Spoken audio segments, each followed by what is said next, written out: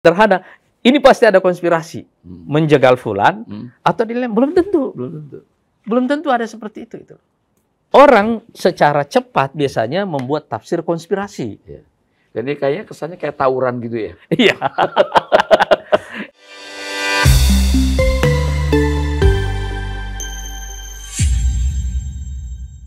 Assalamualaikum warahmatullahi wabarakatuh. Sahabat Gelora dimanapun Anda berada. Salam Gelora. Semangat Indonesia. Kembali lagi bersama saya, Deddy Minggular. Saya bertugas memandu dari program yang baru, yaitu Anies Mata Menjawab. Minggu lalu, tentunya Pak Anies sudah menjelaskan ada 4 langkah di dalam proses pemilihan presiden, dalam pandangan-pandangannya, dalam pikiran-pikirannya. Nah, kali ini saya ingin bertanya sesuai juga intinya dari berbagai akun yang menanyakan tentang proses, termasuk Partai Gelora akan memberikan dukungan kemana. Ini saya kira perlu dijawab nanti. Nah, untuk itu agak rasa, bukan terpaksa, akan tetapi kita mencoba menyelesaikan persoalan yang jadi harapan masyarakat. Pak Anies, ini kelihatannya banyak orang kira-kira tanda-tanda yang harus dibaca oleh kita, kira-kira langkah ke depannya seperti apa? Jadi, bismillahirrahmanirrahim. Assalamualaikum warahmatullahi wabarakatuh. Waalaikumsalam warahmatullahi wabarakatuh. Terima kasih Bang Meing. Dan untuk seluruh sahabat Gelora serta seluruh saudara-saudaraku dimanapun Anda berada, di Indonesia ataupun di luar Indonesia, salam Gelora dulu. Semangat Indonesia. Ini episode ketiga ya? Ya, episode ketiga. Dan saya melihat dari semua daftar pertanyaan yang ada, memang pertanyaan soal capres ini mendominasi semua pertanyaan. Jadi saya akan memberikan jawaban secara bertahap kepada pertanyaan-pertanyaan ini semuanya. Tidak secara spesifik satu persatu akun kita jawab, tapi secara random, secara keseluruhannya sistematis. Nanti insya Allah semua pertanyaan ini akan terjawab dengan sendirinya dari semua jawaban-jawaban ini ya. Jadi kalau pada episode yang lalu saya menjelaskan 4 perspektif yang menjadi pertimbangan dasar Partai Gelora menetapkan calon presidennya, yaitu pertimbangan agama, perspektif geopolitik, dan perspektif national interest atau kepentingan nasional, dan Gelora. Yang terakhir tentu kepentingan Gelora ya. Nah, sekarang saya ingin kita sharing ya dengan publik, dengan masyarakat tentang tanda-tanda yang perlu kita baca. Ini kita perlu membaca tanda-tanda sebelum pilpresnya berlangsung. Kenapa saya perlu menjelaskan tema ini, Bang Ming? Karena tahun 2024 ini adalah momentum yang berlapis-lapis. Baik dalam momentum partai politik, momentum sejarah nasional, maupun juga momentum global. Nah, pada kesempatan ini saya ingin memberikan 3 tanda-tanda yang perlu kita baca. 3 tanda-tanda ya? Yang perlu kita baca. Tanda yang pertama itu adalah tanda sejarah. Sejarah ya? Tanda yang kedua itu adalah tanda realitas. Realitas. Tanda yang ketiga adalah tanda masa depan.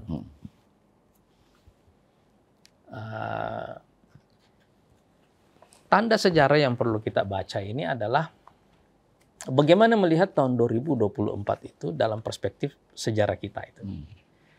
Saya ingin menjelaskan bagaimana kita menerapkan teori tentang siklus dalam sejarah, yaitu siklus kecil dan siklus menengah. Siklus kecil itu adalah satu putaran waktu yang lebih kecil, biasanya 10-an tahun. Dan siklus menengah itu biasanya 20 sampai 30 tahun. 30 tahun. Nah, siklus kecil ini biasanya adalah kita membaca tanda dari peralihan pendulum. Tahun 2024 ini akan menjadi pemilu yang ke-6 yang saya ikuti ya. Sejak reformasi. Sejak 99. 99 ya. Nah, saya mengikutinya ini sebagai pelaku, sebagai aktor gitu ya. Bukan aktor utama dalam pengertian kita menjadi pemenang besar di situ, tetapi kita membukukan, kita punya sharing yang lumayan bagus dalam peristiwa-peristiwa politik penting yang terjadi di Indonesia.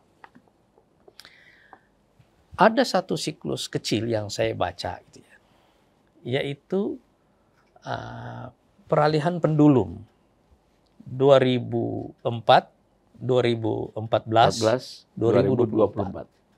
10 tahun tuh ya. 10 tahun, 10 tahun. Gitu ya. Dan ujungnya 4 semua.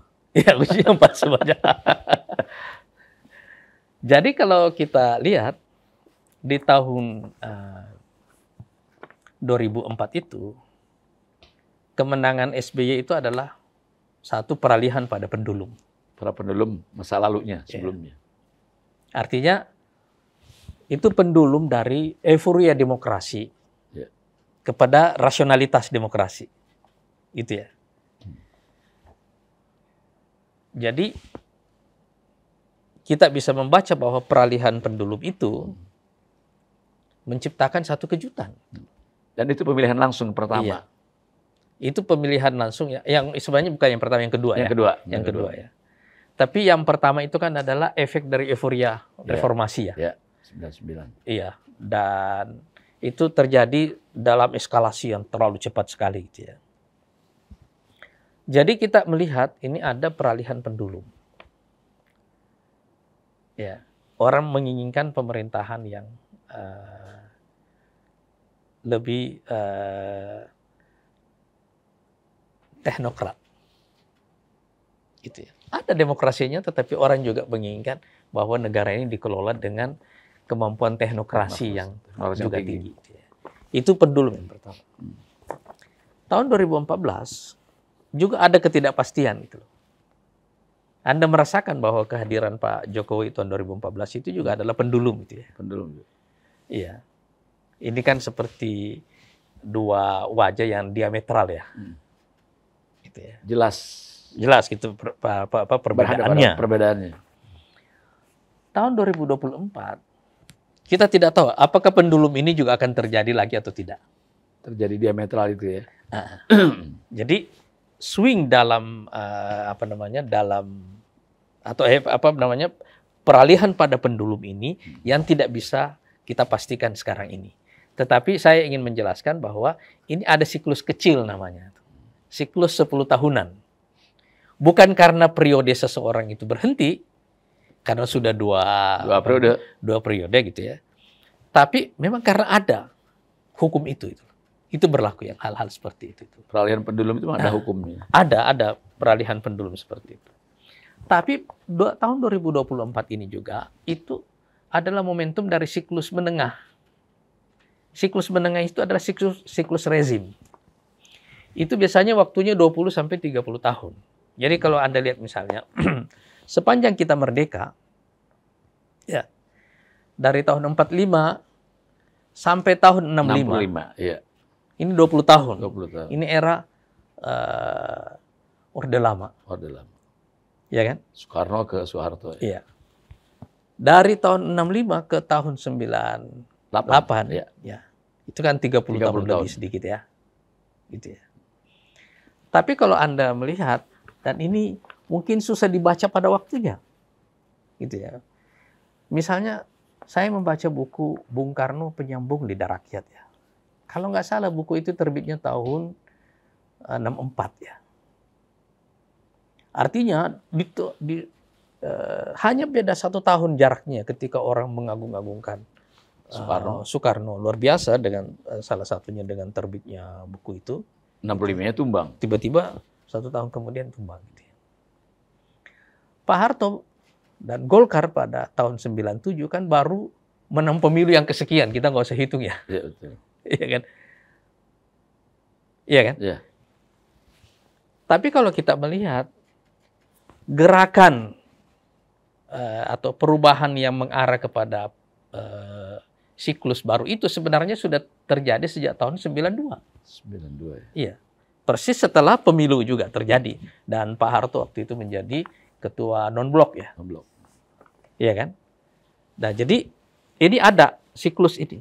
Nah sekarang kalau kita lihat dari tahun 98 ke 2024 ini kan 25 tahun kira-kira kan ya. Jadi dia ada di siklus menengah ini. Apakah akan terjadi suatu ledakan besar? Kita juga tidak tahu. Tetapi ini siklus.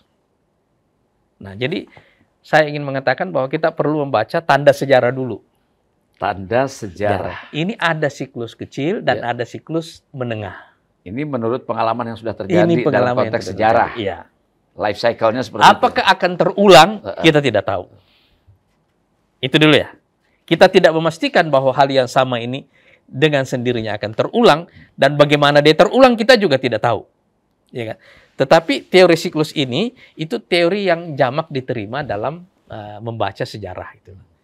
Nah, karena itu kita membaca tahun 2024 ini dalam perspektif tanda-tanda sejarah itu tadi itu ya. Yaitu adanya siklus kecil dan siklus besar, menengah. Ya. Itu satu ya. Yang kedua, ini adalah tanda realitas. Tanda realitas. Ya. Saya membaca sekarang ini ada satu fenomena atau realitas kita ini, saya bisa menggunakan diksi mengalir pelan dan mengalir deras. Mengalir pelan dan mengalir deras. Atau mengalir cepat. Slow flowing. Slow flowing. Nah, jadi ada satu situasi di mana peristiwa-peristiwa itu tidak terjadi cepat. Gitu. Lamban ya? Iya, lamban. Seperti Anda merasakan waktu misalnya di hari Minggu pagi. Ya kan? Atau di akhir pekan itu Anda merasakan bahwa Anda tidak ada dalam set dari peristiwa yang terjadi secara cepat begitu ya. Kalau kita melihat sisa waktu dari Pilpres ini kan tinggal 7 bulan kira-kira ya. Ya, 7 bulan. Dari sisa waktu ini sekarang, 7-8 bulan inilah gitu ya. Kita melihat peristiwa ini tidak terjadi dengan eskalasi yang sangat cepat sekali begitu ya. Iya kan? Iya. Bandingkan misalnya dengan peristiwa di Amerika misalnya gini. Ini kan masih 2 tahun lagi atau 1,5 tahun lagi kan Pilpres di Amerika. Tapi sekarang Anda lihat kan peristiwa hari-harinya gitu. Itu eskalasinya luar biasa gitu. Iya kan? Tapi sekarang itu tidak terjadi hal seperti itu. Biasanya kalau ada satu fenomena yang saya sebut slow flowing itu atau mengalir lambat itu sebabnya karena ada kegamangan, kebingungan pada semua pihak. Kegamangan dan kebingungan pada semua pihak. Iya. Orang bingung. Nah, tanda-tanda kebingungan ini yang pertama saya baca dari survei itu ya. Yaitu tingginya angka swing voter. Swing voter. Iya. Kira-kira angka swing voter dengan pemilih yang sudah menetapkan pilihan secara relatif yakin itu kira-kira sekarang ini paro-paro ya. Bisa di atas 50%. Setengah-setengah, ya. Mungkin saya perlu menjelaskan sedikit sikap saya kepada lembaga survei ya. Saya orang yang percaya pada sains. Saya percaya bahwa sains memberikan kita metodologi yang cukup memadai untuk membaca realitas, termasuk diantaranya realitas sosial dan realitas politik. Termasuk diantaranya membaca kecenderungan dan opini publik. Artinya sains ini, ilmu sosial, ilmu politik, ini memberikan kita satu metodologi yang memungkinkan kita membaca itu. Ya. Tapi alat baca ini bisa salah baca karena metode yang kita gunakan salah, atau kita punya tujuan lain di luar daripada persoalan metode. Misalnya ketika satu lembaga survei itu menjadi konsultan juga. Ya. Iya kan? Sehingga survei yang dia sampaikan tidak bertujuan menyampaikan fakta yang benar karena dia punya tujuan kampanye, atau dia tidak berkepentingan menyampaikan keseluruhan kebenaran dari fakta itu. Iya kan? Ya. Orang kan bisa menyampaikan ini fakta benar, tapi orang tidak menyampaikan semua kebenarannya. Iya kan?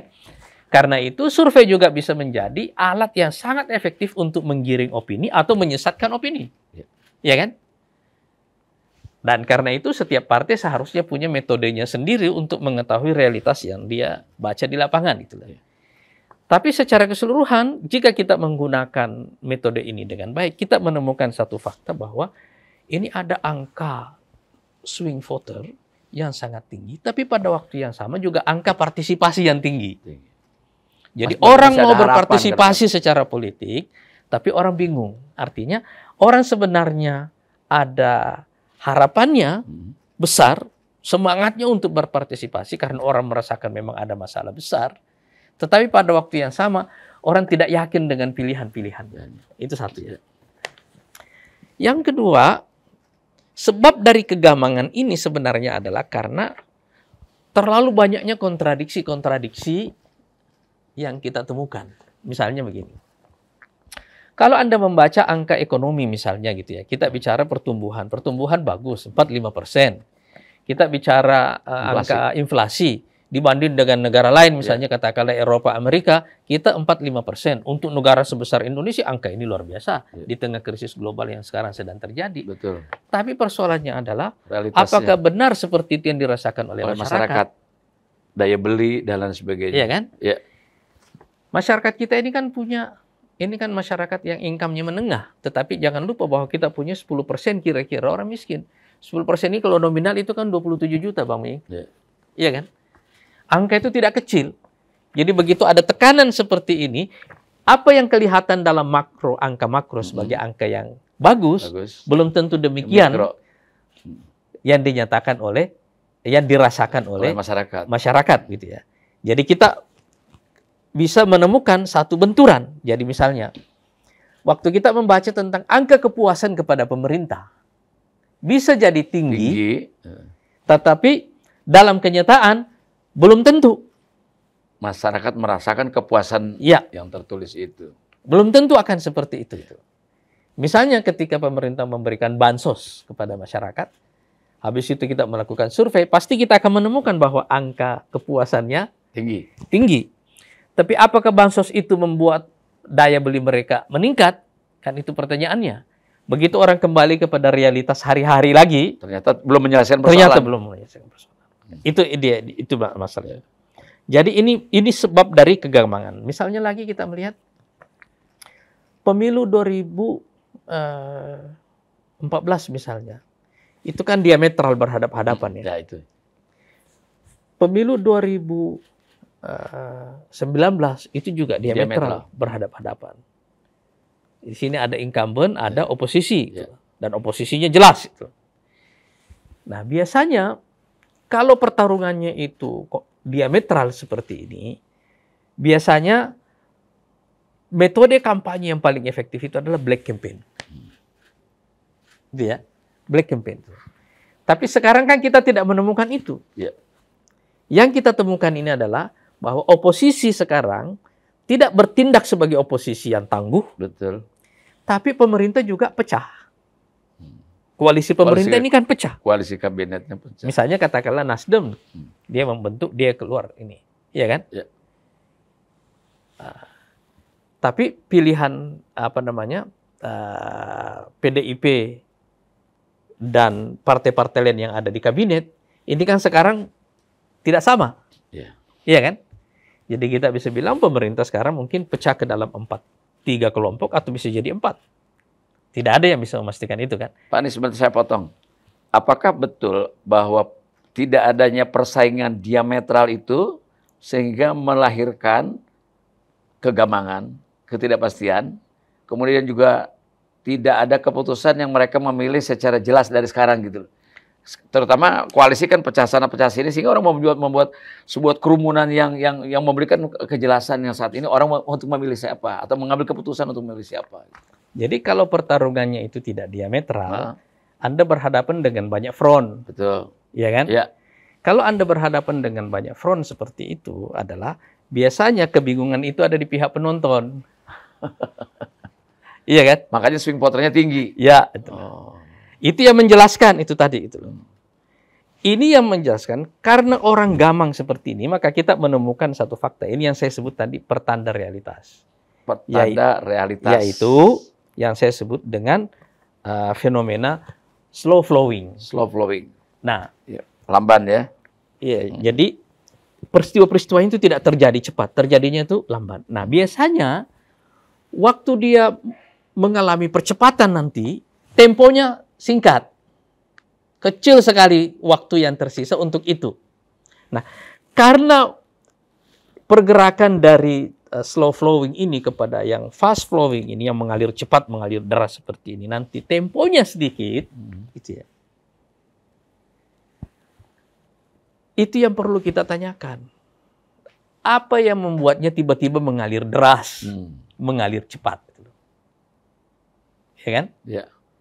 Nah, ini kok tiba-tiba air tenang lalu tiba-tiba bergolak, dan bergolaknya cepat. Jadi penyebab yang membangkitkan perhatian itu apa? Jadi attention getternya apa sih titiknya gitu? Contohnya misalnya, kenapa Gus Dur terpilih tahun 99? Ya.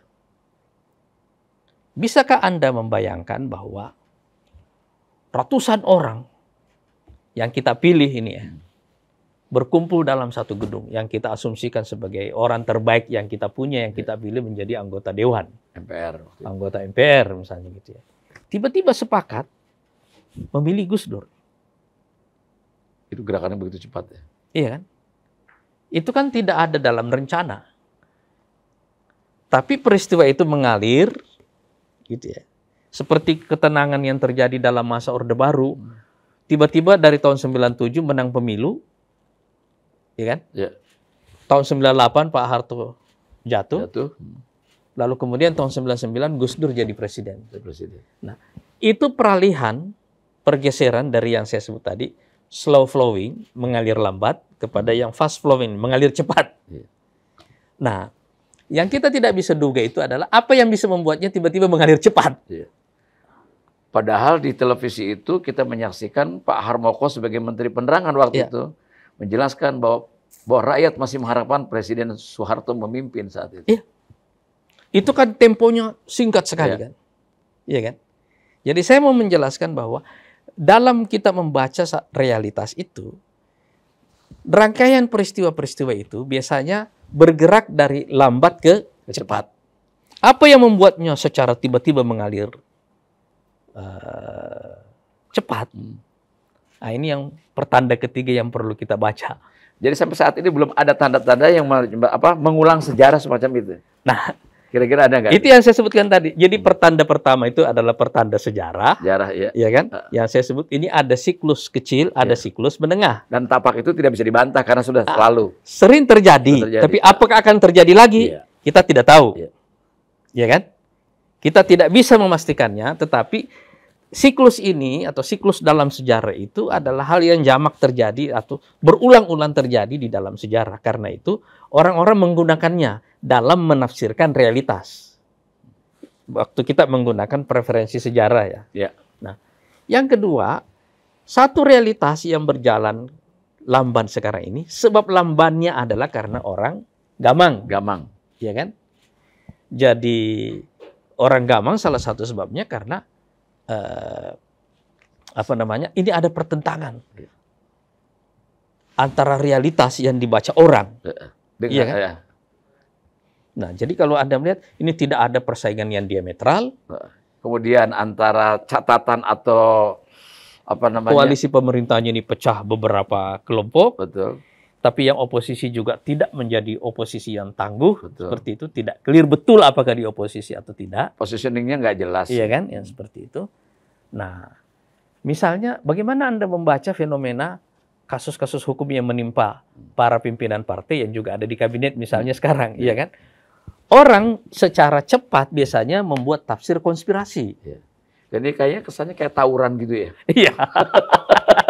Jadi ada batu-batu, ada kayu-kayu. Orang kan berpikir sederhana, ini pasti ada konspirasi. Menjegal fulan, atau dilem. Belum tentu. Belum tentu ada seperti itu. Iya kan?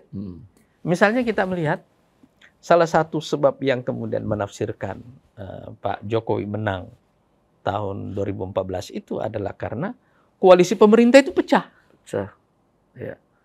Sekarang, apakah hal yang sama akan terulang ketika koalisi pemerintah pecah, lalu kemudian calon dari luar pemerintahan ini yang menang?